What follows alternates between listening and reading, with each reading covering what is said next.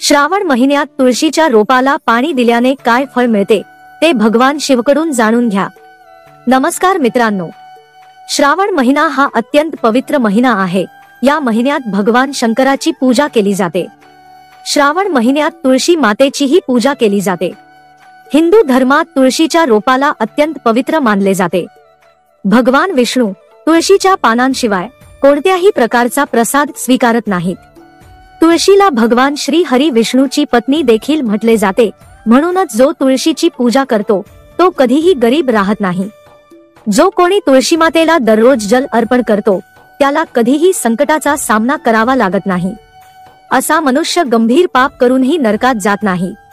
आज आपण एका कथेच्या माध्यमातून हे जाणून घेणार आहोत की श्रावण महिन्यात तुळशीला पाणी दिल्याने काय फायदा होतो।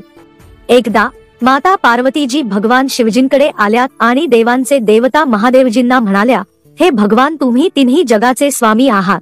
समुद्र मंथनाच्या वेळी तुम्ही लोकांचे रक्षण केले, तुम्ही ते विष पिले होते। तुम्ही देवांचे देव आहात, पण तरीही तुम्ही या तुळशीच्या रोपाची पूजा का करता? रोज पाणी का अर्पण केले जाते? मला या वनस्पतीला पाणी देण्याचे महत्त्व जाणून घ्यायचे आहे।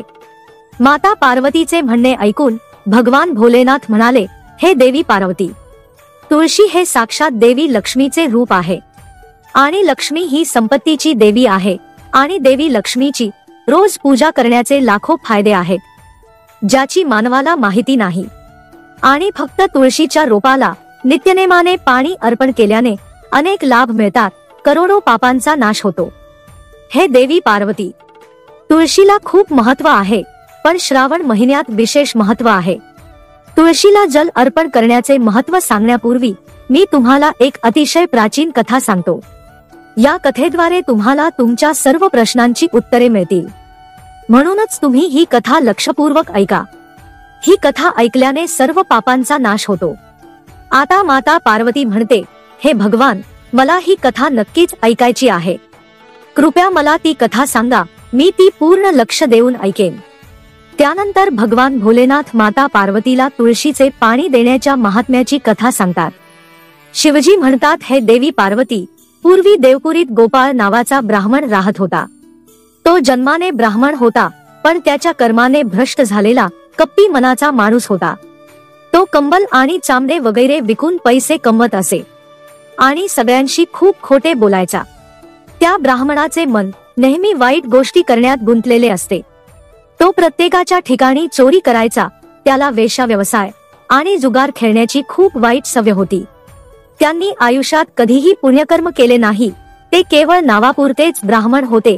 त्यांनी कधीही पूजा अर्चा केली नाही, ते नेहमी इतरांचे धन मिळवण्याकडे लक्ष देत असत। गोपालने दिवसा जे काही पैसे कमवले ते रात्री वेश्यांसोबत घालवून खर्च करायचे। अशा प्रकारे तो अत्यंत पापी ब्राह्मण आपले जीवन जगला, फक्त पापी गोष्टी करण्यात खर्च केला। तो इतका कपटी ब्राह्मण होता की त्याने भगवान श्री हरी विष्णूचे नावही कधी उच्चारले नाही आणि कधीही कोणत्याही देवाची किंवा देवीची पूजा केली नाही। त्या ब्राह्मणाला अशा प्रकारे पाप करून अनेक वर्षे निघून जातात। मग एके दिवशी तो ब्राह्मण एक घोंगडी विकत घेतो आणि विकायला अरुणाचल शहरात पोहोचतो। आता त्या शहराजवळून नर्मदा नदी वाहत होती। ती नदी अतिशय पवित्र होती, म्हणून त्या नदीत स्नान करण्यासाठी तिथे अनेक लोक येत असत। जेव्हा तो गोपाळ ब्राह्मण तेथे पोहोचला तेव्हा त्याने पाहिले की आजही अनेक ब्राह्मण तेथे आले आहेत, परंतु त्याच नदीच्या काठावर असलेल्या एका आश्रमात गोपाळने पाहिले की त्या आश्रमात अनेक विद्वान ब्राह्मण पुराणांचा अभ्यास करत होते, भगवान विष्णूचे वाचन आणि स्तुती करण्यात मग्न होते। आता तो ढोंगी ब्राह्मण गोपाळ देखील त्यांच्या सोबत ढोंग करून तिथे राहतो आणि जेव्हा तो त्या विद्वान ब्राह्मणांकडे राहतो तेव्हा त्याला भगवान श्री हरी विष्णूचे नाव ऐकण्याची संधी मिळते, कारण त्या ब्राह्मणाला विक्री करायची होती, म्हणून तो काही दिवस तिथेच राहतो। आता जेव्हा तो तिथे थांबला तेव्हा त्याला दिसले की तिथे आलेल्या लोकांनी गायींची पूजा केली आणि त्या ब्राह्मणांना खाऊ घातले। तेव्हा त्या पापी ब्राह्मणाने सुद्धा त्या सर्वांसोबत बसून भोजन केले आणि भगवंताचा प्रसादही घेतला। भगवान भोलेनाथ म्हणतात, हे देवी पार्वती, त्या आश्रमात एक तुळशीचे रोप होते, ते पाहून ढोंगी गोपाळ ब्राह्मणही जाणून बुजून त्या तुळशीच्या रोपावर पाणी टाकू लागले तो श्रद्धेने गेला नाही. तो काय करतोय याची त्याच्या मनात कल्पना नव्हती. रोज सकाळी उठून भांड्यात पाणी घेऊन ते तुळशीच्या रोपावर टाकायचे. त्याला हे काम करून जवळपास 1 महिना उलटून गेला होता. आता गोपाळ ब्राह्मणाने जे काही काम केले होते ते श्रावण महिन्यात केले होते. त्याला काही माहित नव्हते. आता भगवान भोलेनाथ म्हणतात, देवी पार्वती. एके दिवशी तो ब्राह्मण आश्रमात झोपलेला असताना एक साप त्या ठिकाणी आला आणि तो ब्राह्मण झोपेत असताना त्या सापाने त्याला दंश केला आणि तो पापी ब्राह्मण झोपेतच मरण पावला. सकाळी जेव्हा इतर ब्राह्मणांनी त्याला बेशुद्ध अवस्थेत पाहिले तेव्हा त्यांनी त्याच्या तोंडात तुळशीची पान आणि तुळशीचे पाणी ठेवले, परंतु तो शुद्धीवर आला नाही. तेव्हा सर्व ब्राह्मणांना समजले की त्या ब्राह्मणाचा मृत्यू झाला आहे. ब्राह्मणाचा त्याचा आत्मा त्याला घेऊन जाण्यासाठी यमाचे 2 दूत त्या ठिकाणी प्रकट झाले आणि त्याला यमलोकात घेऊन जाऊ लागले. यमाचे दूत ब्राह्मणाला वाटेत घेऊन जात असताना तो पापी ब्राह्मण शोक करू लागला आणि यमाच्या दूतांना म्हणाला, हे यमदूतांनो, तुम्ही मला कुठे नेत आहात? माझा मृत्यू कशामुळे झाला? मी कोणते पाप केले आहे? तेव्हा यमाचे दूत म्हणाले, हे पापी दुष्ट ब्राह्मणा, तू जन्मापासून मृत्यूपर्यंत अनेक पापे केली आहेस. तुमच्या पापामुळे जेव्हा काळ्या सापाने तुला दंश केला तेव्हा तू झोपला होतास आणि तू मेला. आता आम्ही तुम्हाला यमलोकात नेत आहोत. तेथे पण यमराज तुझ्या पापांचा हिशोब करतील आणि निश्चितच ते तुम्हाला नक्कीच नरकात टाकतील. त्या यमदूतांचे म्हणणे ऐकून ब्राह्मण मोठ्याने शोक करू लागला आणि त्या यमदूतांकडे क्षमा मागू लागला. पण यमाच्या दूतांना त्याची किंचितही दया आली नाही, कारण ते मृत्यूदेवाच्या आज्ञेचे पालन करत होते आणि त्यांनी त्याला यमलोकात नेले. जेव्हा यमाचे दूत त्या ब्राह्मणाला घेऊन यमराजापर्यंत पोहोचले तेव्हा यमराजाच्या जवळ बसलेल्या चित्रगुप्ताने त्या ब्राह्मणाच्या जन्मापासून ते मृत्यूपर्यंतच्या कर्माचा लेखाजोखा मांडला आणि यमराजांना म्हणाला, महाराज, या ब्राह्मणाने लहानपणापासून ते मरेपर्यंत केवळ पापच केले आहे. त्याने कधीही पुण्यपूर्ण काम केले नाही. हे मोठे पाप आहे. तेव्हा यमराज म्हणाले की त्याला ताबडतोब माझ्या नजरेतून दूर करा आणि नरकात टाका. यमराजांच्या आज्ञेनुसार यमदूतांनी त्या पापी ब्राह्मणाला ताब्यात घेऊन मारहाण करण्यास सुरुवात केली आणि ते त्याला कुंभीपाक नावाच्या नरकात घेऊन गेले. त्या भयंकर नरकात उकळत्या तेलाची मोठी भांडी होती, ज्याच्या खाली एक भयंकर आग पेटत होती. यमराजाच्या आज्ञेनुसार यमराजाच्या दूताने त्या ब्राह्मणाला उकडलेल्या तेलाच्या भांड्यात ठेवले. आता देव म्हणतात, हे देवी पार्वती. पण ब्राह्मण उकडलेल्या तेलाच्या भांड्यात पडताच ते तेल लगेच थंड झाले. ही विचित्र घटना पाहून यमदूताला खूप आश्चर्य वाटले की हे आधी असे कधीच घडले नव्हते. आज या ब्राह्मणाला या गरम तेलाच्या भांड्यात टाकल्यावर ते थंड कसे झाले? त्या तेलाच्या भांड्यात त्याने कितीतरी पापी टाकले होते, ते सर्व त्या उकळत्या तेलात पडले आणि रडायला लागले. पण तो ब्राह्मण त्या तेलात पडताच ते तेल अचानक शांत आणि थंड झाले. ही आश्चर्यकारक घटना पाहताच यमदूत वेगाने धावत सुटला आणि थेट यमराजांकडे गेला. तेव्हा दूताला इतका घाबरलेला पाहून यमराजांनी विचारले, हे दूत, काय झाले आहे? तू इतक्या वेगाने का धावत आहेस? तेव्हा तो दूत म्हणतो, यमराज, ज्या ब्राह्मणाला तुम्ही कुंभीपाक नरकात ठेवण्यास सांगितले होते आम्ही तेच केले आणि त्याला कुंभीपाक नरकात टाकताच नरकाची आग विझली आणि ते तेलही पूर्णपणे थंड झाले. आता यमराजजी म्हणतात, ही फार विचित्र घटना आहे, यापूर्वी कधीही घडली नव्हती. आता यमराजही मनात विचार करत होते आणि म्हणूनच तेवढ्यात देवर्षी नारदजी त्या ठिकाणी येतात.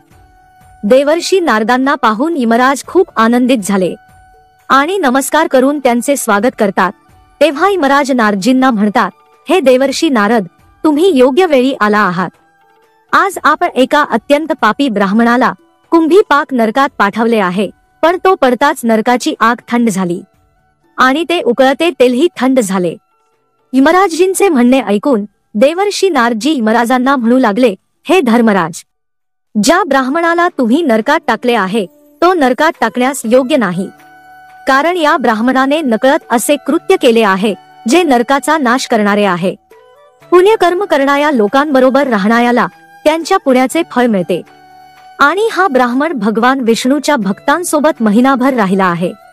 हा ब्राह्मण आश्रमात राहून रोज तुळशीला जल अर्पण करत होता, त्यामुळेच तो अत्यंत सद्गुणी व्यक्ती बनला आहे। त्याची सर्व पापे नष्ट झाली आहेत आणि हा ब्राह्मण आता स्वर्गात जाण्यास पात्र झाला आहे। या ब्राह्मणाने नकळत इतके पुण्य कमावले आहे जे मनुष्याला अनेक जन्मात मिळत नाही, म्हणूनच तुम्ही त्याला नरकात पाठवू नका। या ब्राह्मणाला त्याच्या पापांची शिक्षा म्हणून त्याला फक्त नरक दाखवा। अशा प्रकारे यमाचे दूत त्या ब्राह्मणाला संपूर्ण नरक दाखवतात आणि त्याला यमलोकात परत घेऊन जातात आणि मग तो ब्राह्मण यक्ष बनतो। आता भगवान भोलेनाथ म्हणतात, हे देवी पार्वती, ज्याप्रमाणे मला कैलास पर्वत आवडतो त्याचप्रमाणे जो माणूस रोज तुळशीची पूजा करतो आणि तुळशीला पाणी देतो तो मला सर्वात प्रिय आहे आणि तो कधीही नरकात जात नाही। ज्या घरांमध्ये तुळशीचे रोप सदैव हिरवेगार असते तेथे सुख, शांती आणि समृद्धी नांदते।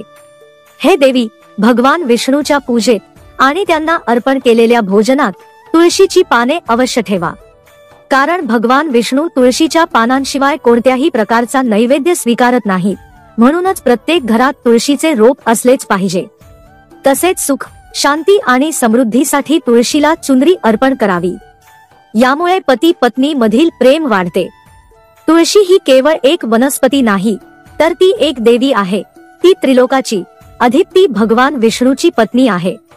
तुळशीचा विवाह देखील करावा, याने माणसाच्या सर्व दुःखाचा अंत होऊन त्याचे सांसारिक जीवन सुखमय होते। तुळशीच्या रोपाजवळ कधीही अपशब्द उच्चारू नयेत, चुकूनही तुळशीजवळ बूट, चप्पल, झाडू ठेवू नये।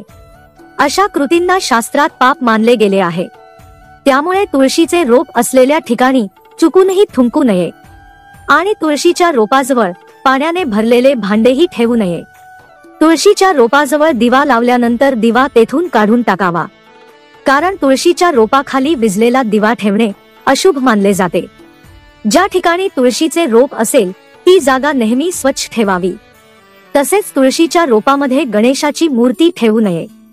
तुळशीच्या रोपाजवळ कपडे वाळवू नयेत, अन्यथा कपड्यांचे घाण पाणी तुळशीच्या रोपावर पडू शकते। तुळशीची पाने सुकून पडली तर ती कचात टाकू नयेत, ती पाने तुळशीच्या मातीत ठेवावीत। दर रविवारी तुळशीला पाणी अर्पण करावे।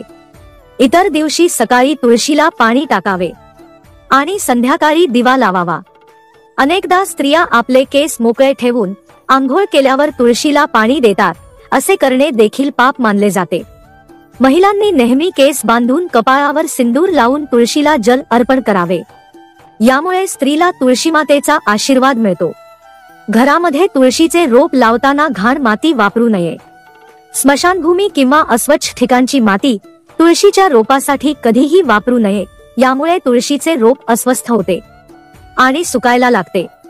तुळशीचे रोप कधीही नाल्याजवळ किंवा स्नानगृहाजवळ अस्वच्छ ठिकाणी लावू नये, अन्यथा तुळशीच्या रोपामध्ये घाण पाणी पडू शकते, जे प्रत्येक मनुष्यासाठी अत्यंत अशुभ मानले जाते। घरामध्ये तुळशीचे रोप हिरवेगार राहील याची काळजी घ्यावी। घरामध्ये तुळशीचे रोप सुकले तर घरातील सुखसमृद्धी संपते। वाळलेल्या तुळशीत माता लक्ष्मी वास करत नाही। शास्त्रानुसार महिलांनी मासिक पाळीच्या वेळी तुळशीच्या रोपाला पाणी देऊ नये, स्पर्शही करू नये। तुळशीला पाणी देताना पाणी पायावर पडणार नाही याची काळजी घ्या, यामुळे तुळशी मातेचा अपमान होतो। आता भगवान भोलेनाथ म्हणतात, हे देवी पार्वती, तुळशीवर खोटे पाणी कधीही टाकू नये, कारण त्यामुळे तुळशी माता कोपते आणि रोज तुळशीचे दर्शन घेतल्याने मनुष्य स्वर्गप्राप्ती करतो। तुळशीच्या पानांचे सेवन केल्याने व्यक्तीची सर्व पापे नष्ट होतात। तुळशीचे रोप नेहमी घरासमोर लावावे। पूर्व किंवा उत्तर दिशेला लावल्याने प्रत्येकाला शुभ संकेत मिळतात। तुळशीजवळ वाळवंटातील रोपे ठेवणे अत्यंत अशुभ मानले जाते। अशा वनस्पती नकारात्मक ऊर्जा उत्सर्जित करतात। तर आपल्याला ही माहिती आवडल्यास लाईक आणि सबस्क्राईब चॅनेल नक्की करा।